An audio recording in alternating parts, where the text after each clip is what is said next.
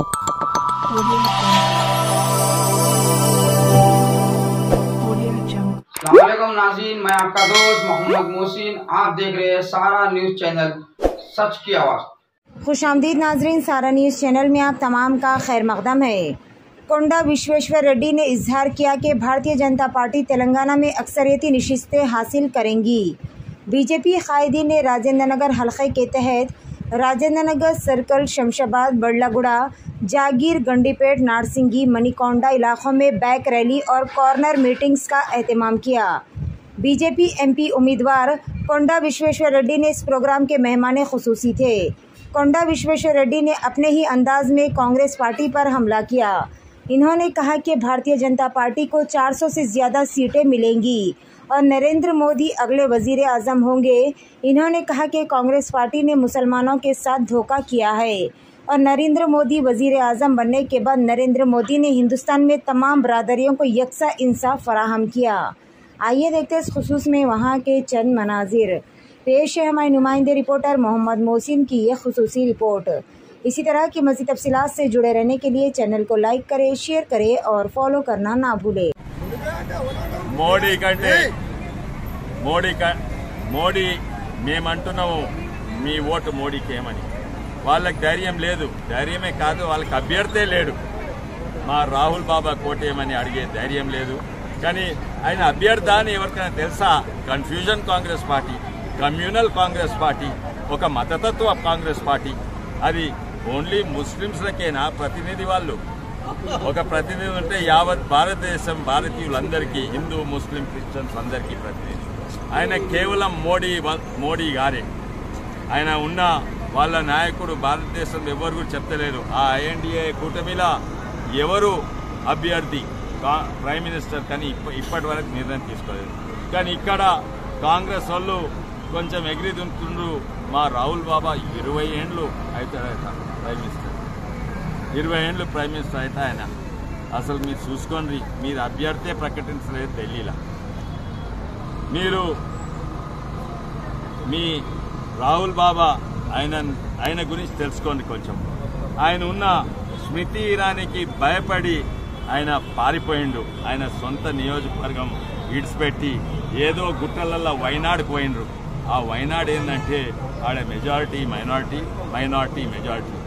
అంటే నువ్వు మైనారిటీల ప్రతినిధిగా భారతదేశం ప్రతినిధిగా? ఆడ 50% ముస్లిమ్స్ ఉంటారు, 18% క్రిస్టియన్స్ ఉంటారు, కేవలం 31% హిందువులు ఉంటారు. వాడి కుర్తా ఉన్నాడు. దేశం మొత్తం అయితే ఎంకలాడిండు, దేశం మొత్తం ఎంకలాడిండు. నాకు సేఫ్ సీట్ గెలిచే సీట్ అంటే అది ఇదే దొరికినది, ఆ గుట్టలల్లో వైనాడు. అంటే మీరు హిందువుల ప్రతినిధి కాదా? ఇక్కడున్న అభ్యర్థి కూడా చెప్పుకుంటుండు 4 లక్షల ముస్లిం ఓట్లున్నాయి, 2 లక్షల క్రిస్టియన్ ఓట్లున్నాయని నేను గెలుస్తాను. అరే, ఒక ఎంపీ అయినా, ఎమ్మెల్యే అయినా, హిందూ అయినా, క్రిస్టియన్ అయినా, ముస్లిం అయినా మీరు ప్రజాప్రతినిధి, ఓ మతానికి ప్రతినిధి కాదు. ఈరోజు వీళ్ళు ఇంకా వాళ్ళకేం లేదు చెప్పుకుంటేందుకు. రాహుల్ గాంధీ పేరా వాడుకునేటట్టు లేరు. వాళ్ళ పథకాలు, గ్యారంటీలు వాళ్ళు ఏమంటున్నారు? ఒకవేళ ఈ గ్యారంటీ ఆ గ్యారంటీలు అసలు నమ్ముతలేరు. ఆర్థిక శాస్త్రం, ఎకనామిక్స్ వల్ల ఈ ఆర్థిక పరిస్థితి వస్తే అప్పుల పాలైన రాష్ట్రం. ఉన్న 2500 మహిళలకు ఇస్తలేరు, ఇప్పుడు రేపు 1,00,000 రూపాయలు అంటే ఎవరు కూడా నమ్ముతలేరు. అయితే ఇంకొక స్ట్రాటజీ ఏంటంటే అవతలోని మీద బుడిదేయాలి, బుగులు పట్టిస్తుండు. మోడీ వస్తే భయపెట్టిస్తుండు. రిజర్వేషన్స్ తీసేస్తుంది. ఎస్సీ ఓబీసీల రిజర్వేషన్స్ ఎవరయ్యా తీసేసింది? మీరు ఓబీసీల రిజర్వేషన్స్ కర్ణాటకలో 4% ముస్లింస్కి ఇచ్చి మీరు తీసేయలేదా? మేము అంబేద్కర్ గారి ఆశయాలు నెరవేర్స్తాం. మీరు యాదికుందా? మీరు అంబేద్కర్ గారి పర్సనల్ సెక్రటరీని కొనేసి అంబేద్కర్ గారిని ఓడగొట్టింది కాంగ్రెస్ పార్టీ కాదా? ఇంకా ఎలక్షన్స్ 2 వారాల కంటే తక్కువ ఉంది. క్యాంపెయినింగ్ కొరకు ప్రచారం జోరుగా నడుస్తుంది. వాళ్ళ road show Rajendranagar Attapur division నడుస్తుంది. ఎంతో మంది ఇక్కడ మాట్లాడుతుంటారు. చుట్టుపక్కల ఇళ్ల నుంచి బయటకు వచ్చి మోడీ అంటున్నారు. నిజంగానే ఎన్నో ఏళ్ల తర్వాత ఒక వేవ్ వచ్చింది భారతదేశంలో. ఇదే మోడీ వేవ్ వచ్చింది. ఇది ఉత్తగా కాదు, ఆయన 10 ఏళ్ల శ్రమ లేకుంటే పని, ఆయన ధైర్యంతో చేసుకున్న పాలసీస్ పథకాల వల్ల ఈరోజు మోడీ వచ్చింది. ఇక్కడ ఎలక్షన్స్ ముందే నిర్ణయం అయిపోయింది ఏంటంటే వచ్చే ప్రధానమంత్రి మోడీ గారి అని నిర్ణయం అయిపోయింది. ఎందుకంటే ఆయన మీద నమ్మకం. ఆయన ఓ దిక్కు దేశాన్ని రక్షిస్తుండు.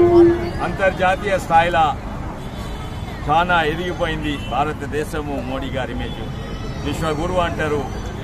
అందరు ప్రైమ్ మినిస్టర్లు ప్రెసిడెంట్ల అన్నిట్లా ప్రపంచంలోనే అన్నిట్లా పాపులర్ ఒక ప్రధానమంత్రి అంటే మోడీ గారు.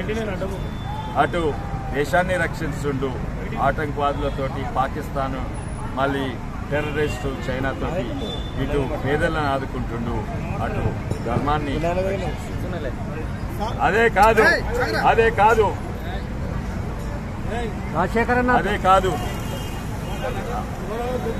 కాక ఈయన